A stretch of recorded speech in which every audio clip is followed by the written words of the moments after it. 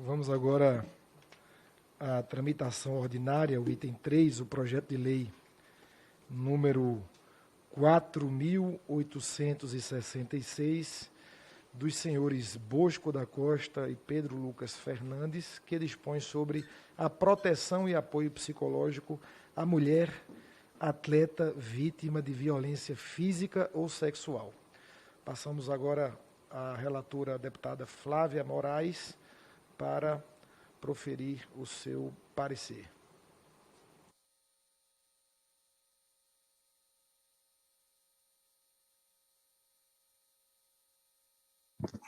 Boa tarde, presidente. Eu queria, antes de proferir meu parecer, cumprimentar o Lindbergh, dizer que eu fico muito feliz de vê-lo aí, que realmente é uma pessoa imprescindível essa comissão, e nós estivemos em oração por você, Lindbergh. Fico muito feliz que você esteja restabelecido, esteja aí entre nós. Seja muito bem-vindo à Comissão do Esporte. Queria pedir licença ao presidente para ir direto ao voto, para que a gente possa agilizar. À vontade, deputada Flávia. Em muitos países do mundo... Obrigado, presidente. Em muitos países do mundo, o simples fato de ser mulher significa ter uma vida repleta de desafios. Baixa inserção no mercado de trabalho, cargos e salários desiguais. Agressão, feminicídio e assédio são alguns dos óbices que muitas mulheres precisam ainda superar nos dias atuais. No esporte, a situação não é diferente. O contexto esportivo ainda é um reduto de masculinidade tradicional. Além de ter que lidar com a dificuldade de inserção e a disparidade de salários e oportunidades, a atleta ainda convive com diferentes tipos de violência, sendo a violência física e sexual as mais visíveis entre elas. Infelizmente, além da violência física e sexual, presenciamos no mundo esportivo outros tipos de violência não tão visíveis, mas que podem causar grandes prejuízos à saúde e ao estado emocional das atletas. Refiro-me aqui à violência psicológica, à violência de gênero, à negligência e à omissão, ao assédio sexual e moral. Frequentemente, casos de abuso sexual no esporte vêm à tona no Brasil e no mundo, o que demonstra o quanto o ambiente esportivo pode se tornar um local de vulnerabilidade, principalmente nas categorias de base. Os casos das atletas da Seleção Feminina de Ginástica Artística americana deflagraram inúmeras queixas relativas ao abuso sexual.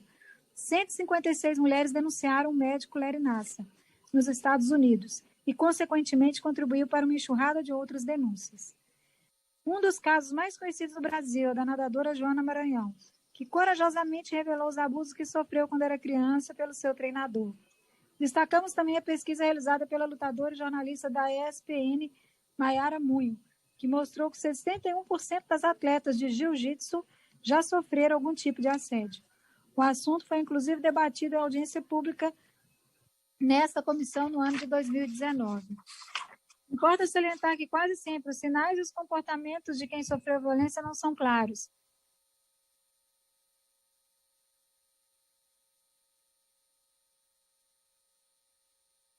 Por isso, naturalidade. Cada pessoa reage de uma maneira. Algumas passivas, outras irritadas, outras deprimidas, outras comem em excesso, enfim. Não há regras nem roteiro específico para diversas reações. O olhar e a percepção de quem trabalha no cotidiano e compreende essas nuances serão imprescindíveis para a detecção, prevenção e condução do caso. Por isso, considero extremamente oportuna a medida proposta pelo autor, no que tange à implementação de serviços psicológicos às atletas vítimas de violência.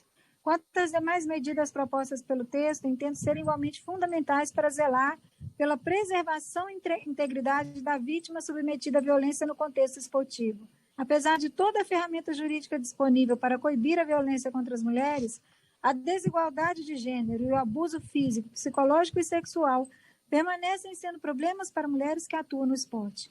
Por isso, a adoção de medidas específicas por parte do poder público torna-se crucial para amenizar o referido quadro de violência. Diferenças entre homens e mulheres são permeadas pelas desigualdades entre os sexos, ficando subentendido, em princípio, maior permissividade e poder aos homens, principalmente no terreno esportivo. Dessa forma, defendo que qualquer tipo de violência atleta, mesmo as não tão facilmente observadas, sejam contempladas pelo projeto, no intuito de disponibilizar à vítima uma estrutura de proteção que possa minimizar os riscos e atender às situações de vulnerabilidade em que se encontra. Apesar das grandes conquistas alcançadas pelas mulheres na sociedade, inclusive no contexto esportivo, ainda é grande o número de preconceitos, estereótipos, discriminações que permeiam a prática das mulheres no esporte, seja no esporte de lazer, educacional ou no esporte de alto rendimento. Nesse sentido, apresento o substitutivo, que aduz algumas alterações ao texto apresentado. Nele, pretende abarcar as diversas formas de violências especificadas pela Política de Prevenção e Enfrentamento ao Assédio Moral e Sexual e ao Abuso Sexual adotado pelo Comitê Olímpico Brasileiro, COB, a saber, a violência física, o abuso sexual, a violência psicológica, a violência de gênero, a negligência ou a omissão, o assédio sexual e moral. Adicionalmente, inserir modificações pontuais e necessárias para manter a coesão do substitutivo. No tocante à emenda apresentada ao substitutivo do deputado Júlio César Ribeiro, decidimos por acatar a sugestão proposta. É nosso dever agir para que os locais esportivos deixem de ser, de uma vez por todas, espaços permissivos à violência e voltem a ser o que de fato será ligado aos seus valores, respeitando acima de tudo a vida do ser humano e provando que a responsabilidade social e a instrumentalização da mudança dessa sociedade dependem da nossa contribuição como legisladores. Ante exposto, entendemos que o PL 4.866 de 2019 é indispensável a salvaguarda da sociedade e a proteção às atletas, motivos pelos quais votamos pela sua aprovação, pela aprovação da emenda do substitutivo na forma do texto apresentado a seguir. Esse é o parecer, presidente. Muito bem, deputada Flávia Moraes, parabéns pelo relatório. A deputada é uma grande guerreira em defesa do esporte, em defesa do direito das mulheres, é profissional da educação física e, como poucos, sabe e conhece com profundidade o setor. Vamos colocar em discussão o relatório da deputada Flávia. Não havendo mais quem queira discutir, eu declaro encerrada a discussão. Em votação, o parecer. Aqueles que aprovam, permaneçam como se encontram.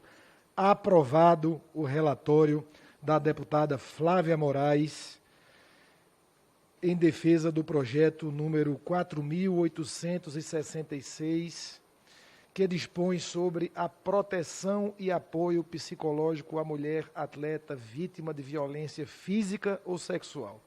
Eu quero aqui, deputada Flávia, não só parabenizá-la, mas parabenizar a toda a comissão do esporte, aos deputados e deputadas, que semanalmente estamos pautando questões relativas ao direito das mulheres. Cada vez mais a gente procura corrigir.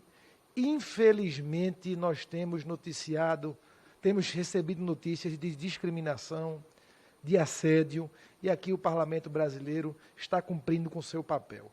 Precisa ter coragem para denunciar e precisa ter leis rígidas que punam esse tipo de pessoas que têm esse tipo de comportamento. E daqui, da Comissão do Esporte de Brasília, eu quero mandar um abraço para a nossa atleta olímpica, a Joana Maranhão, um grande orgulho dos pernambucanos e brasileiros, que teve a coragem de fazer uma denúncia, que passou por isso quando jovem, quando criança, ainda na sua iniciação, nos seus treinamentos, e que isso sirva de exemplo.